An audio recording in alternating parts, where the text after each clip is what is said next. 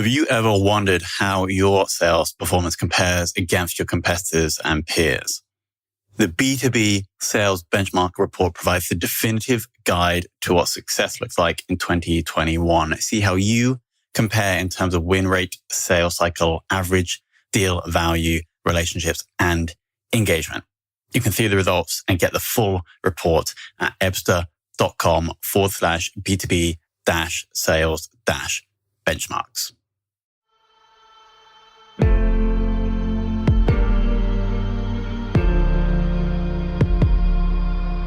This is Sales Ops Demystified, the number one most downloaded podcast in sales operations. We invite the brightest minds in sales ops onto the show to deconstruct the what, why, and how behind rep productivity, forecasting, metrics, and all things revenue. This podcast is brought to you by Ebsta, a revenue intelligence platform used to identify risk in the pipeline and score customer engagement, and is sponsored by the Global Sales Operations Association and the UK Revenue Operations Network.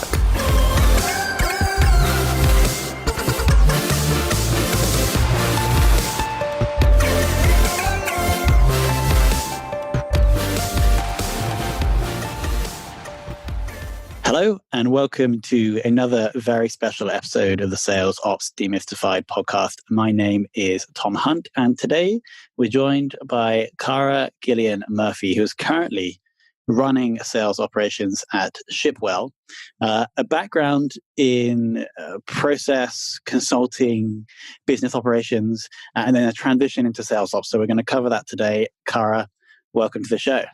Thank you very much. Thanks, Tom. Thanks for having me.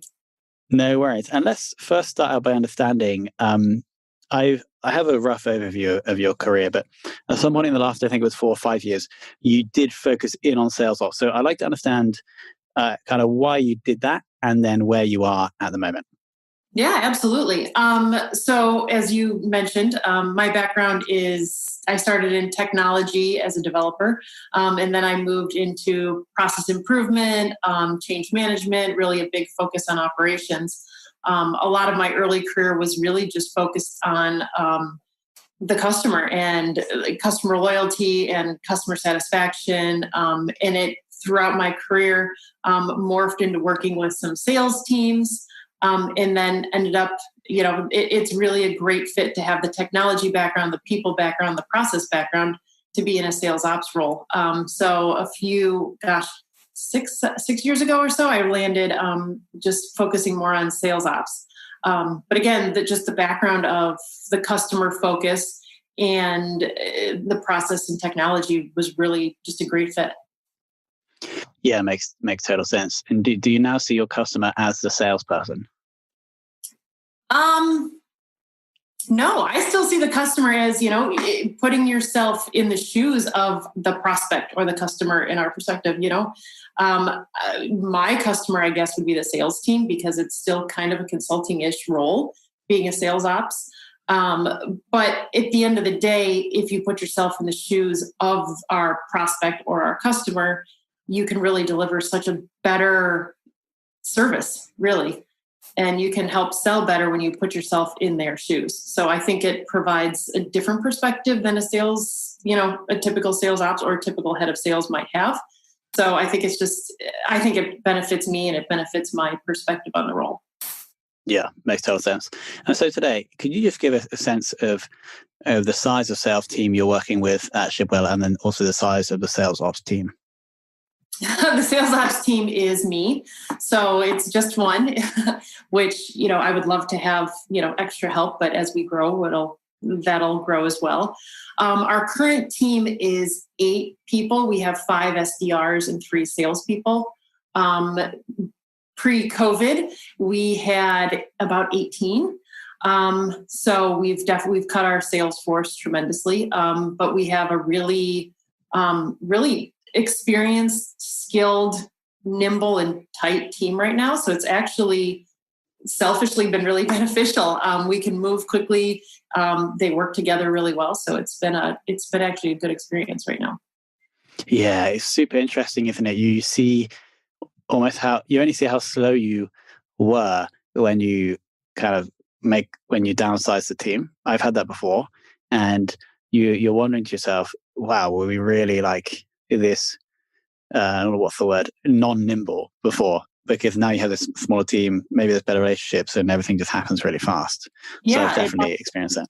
yeah, it allows you to change at a dime, which is a lot easier. It's quite nice. I would say though, when we had the huge team, a lot were new, so we were still onboarding. So there is always the challenge there. Anytime you're bringing on a whole bunch of new talent, you're trying to up level and train everyone. So that also makes things a little slower. Sure. And what's the current sales tech stack you're running? We currently have Salesforce for our CRM. We use Gainsight for our customer success platform.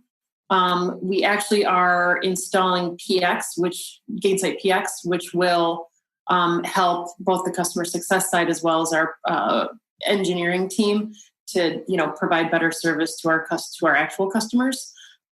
We use Pardot for the marketing, bringing in our marketing leads in the transition into Salesforce. We also use Inside View in Zoom Info for just getting lead information and LinkedIn Sales Navigator. Makes sense. Awesome. Now, you already have alluded to some of the changes that were made over the past few months. What have been the biggest challenges as you've shifted to a more remote sales force? I think some of the biggest challenges have been just maintaining that team camaraderie. We had really an amazing environment in our offices. We have 2 offices, one in Austin and a smaller one in Chicago. And just the environment, Austin's our headquarters. The environment is probably the biggest thing that everybody misses. It was just a really lively, it was a place that people really enjoyed going to. So I think that's the biggest struggle, but really just having all of our technology cloud-based and the ability we transitioned really fast and easily. It was actually ridiculous and impressive. Within a day, everyone was working from home and just rocking and rolling. We didn't have any hiccups. So it was great. But again, it's because everything we have is cloud-based and everyone was able to just pick up their laptops and continue to do things from home. Amazing. Yeah, it was a surprise and it was fantastic. I mean, even our engineering and teams were able to just flip over and go remote. So it was an easy transition from that side. But again, just the lack of camaraderie and culture, it's been definitely more of a challenge to maintain that. Sure. Have you made any operational, cultural, or tech changes since you have gone remote? Aside from more frequent small meetings, instead of the twice a week, we're now meeting for a couple minutes every day, just a quick check-in. We've not put in any new technology or anything though, because again, we were really ready to transition right over. Even our phones, if we just could move them over and keep going. So it wasn't, I guess I think there was a little bit of it. Some people use their cell phones more so than their work phone, which actually ended up helping us. So no, we didn't add anything and we didn't really have any transitions. I think outside of the sales world, some people ended up getting on Zoom that didn't have it before, but otherwise, no, we've been, especially the sales world, we've been fine. It was pretty seamless. We've also allowed all of our people to work wherever they want. So most of the people who were in Austin before at least on my team, I'd say half have relocated elsewhere. So it's allowed people to live where they want and work where they want. And I'm jealous of a lot of the people who seem to be traveling every week to some new location to work. So it's added some benefits too. Do you think that, let's say in 6 months, everything's back to normal? Do you think everyone will go back into the office? At our company, no, I don't think so. I think some people will, but in general, we've put in a remote policy that you can, work wherever you want, which allows and enables us to hire people anywhere. So you can get talent. It broadens your talent pool, really. So that's been that's been good for our hiring perspective. But no, I think people will go back, but not as many. I mean, I look at my team and again, half of them have moved. The other half, one says he'll go in once in a while. Another one said, nope, I want to be remote. And, again, a couple, I don't see people going in every day again. I could see more of a, like back in consulting, we had hoteling for desks. And I could see that becoming more of the norm, that some people go in, choose their dates that they go in and just grab an open desk type situation. Yeah, I'm totally with you. Have the targets or objectives of the business changed? I think we adjusted down a little bit in Q2. But really, it hasn't tremendously. It hasn't slowed any of our technical rollouts. It hasn't slowed really any of our projections. We've seen some of the sales, some of the prospects shift a bit. Obviously there was definitely a bit of a lull when, everything went crazy back in March. But otherwise no, we've not really addressed any. We have not changed much. Sure. Yeah. I mean, I'm getting the sense that you guys are almost prepared for a global pandemic. No, I wouldn't say I don't think we prepared for one, but we were able to, and given our business in the ability to provide visibility into, your supply chain, that's one of the biggest things that broke down during this pandemic were people's supply chains. And we've actually gotten some new customers because people didn't have visibility into what was going on in their supply chain. Now they can. So it's benefited us in a lot of ways. So that's been a good place to be. I couldn't have a better company to join, right? Okay, so let's talk about the normal forecasting process. How are you currently forecasting, and what is your role as sales ops in that process? I'm very involved in the process. Our current process, we use Salesforce, so we capture, all of the deals within Salesforce, within the opportunities. We rely heavily on our sales or on our AEs to enter the right information to make sure they're capturing, what kind of revenue we're looking at, what kind of close dates. And I really rely heavily on the probabilities. So I trust them to say, is this 80% likely? Is this 20% likely? And really utilize that to guide where we are. I've always used the weighted, figuring out weighted contract value so that you can take the probability essentially times the contract value and figure out, what we're really looking at the end of the day. So I think that helps a lot.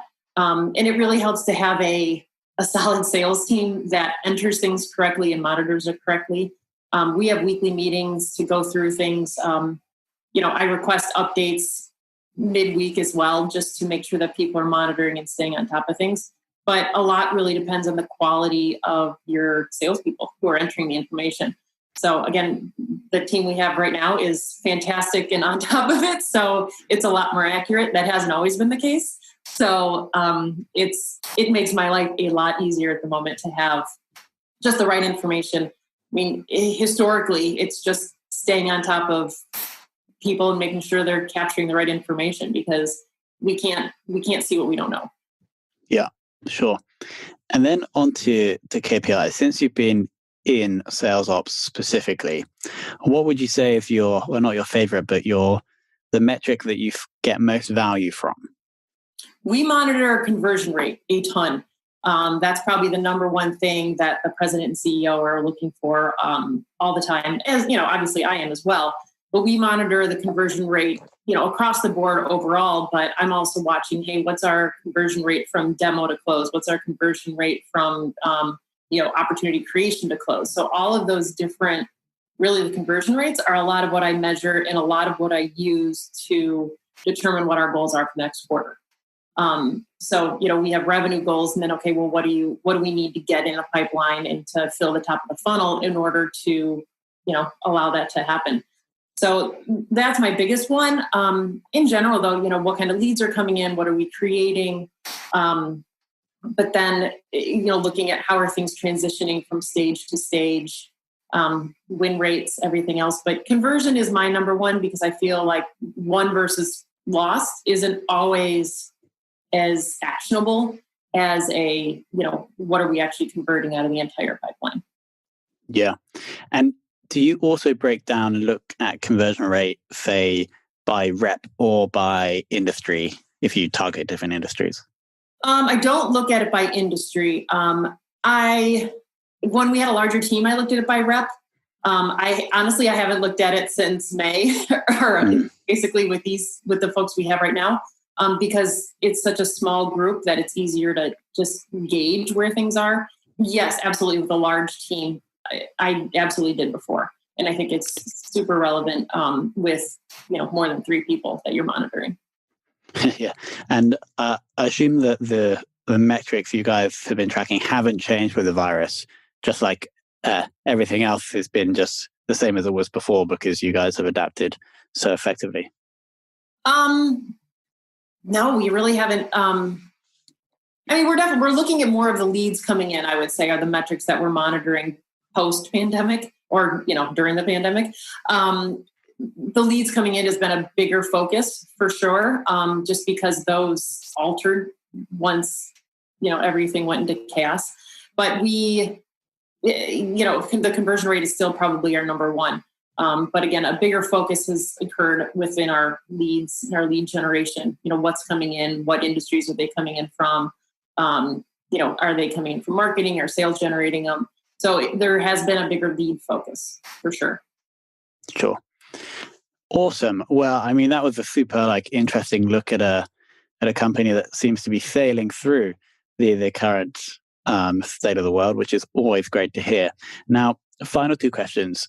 Who in your sales ops career have you learned from the most?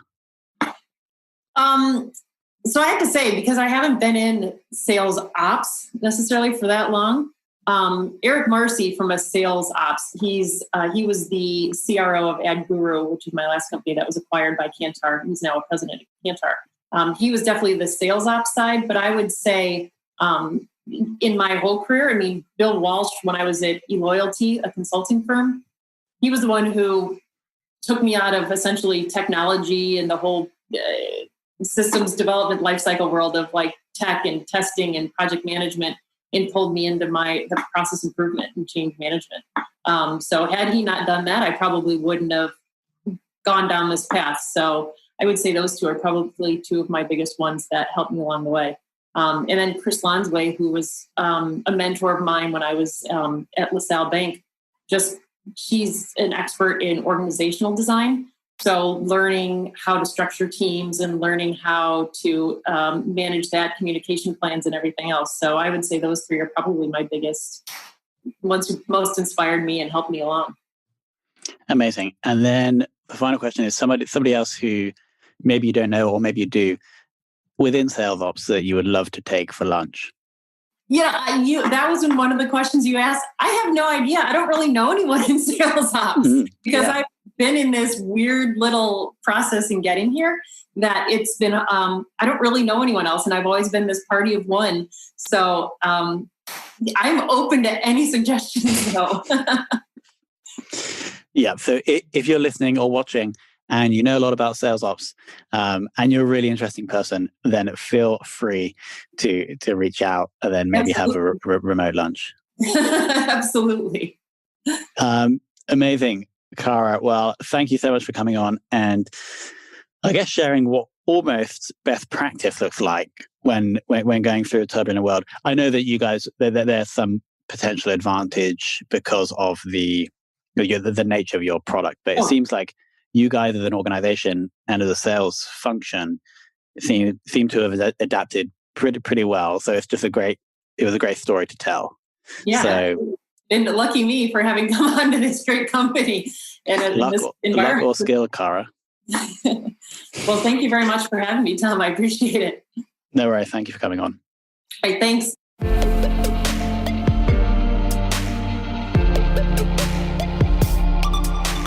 Thank you for listening to this episode of the Sales Ops Demystified podcast.